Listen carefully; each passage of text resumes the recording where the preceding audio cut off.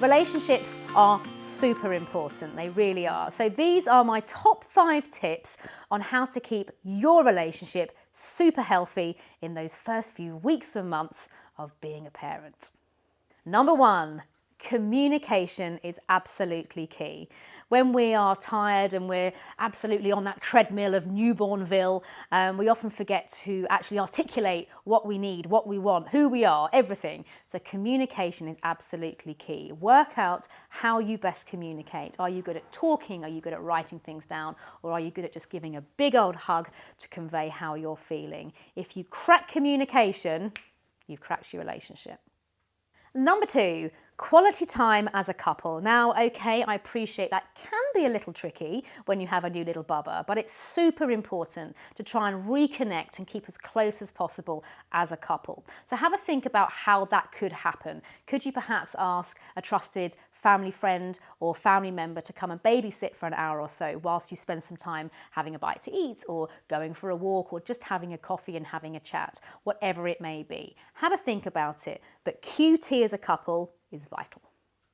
Number 3, work as a team. After all, you are both parents to this little bubba. If you work as a team, your relationship will really stand the test of time, hopefully.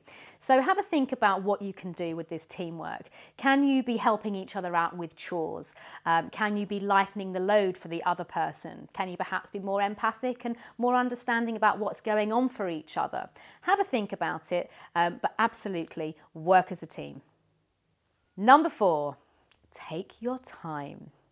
Relationships hopefully are going to be there for a very long time, and it's important to recognise that when a baby has joined your family, that your relationship is going to change and it's going to evolve and it's going to have a few humps in the road probably as well. There is no rush to get yourself back to the way you were pre-baby, and neither should you. This is a whole new positive change. You are moving forwards in your life, and your relationship will equally move forwards and evolve as well. So don't rush anything with your relationship or being a new parent. Just take your time and allow it to find its own path.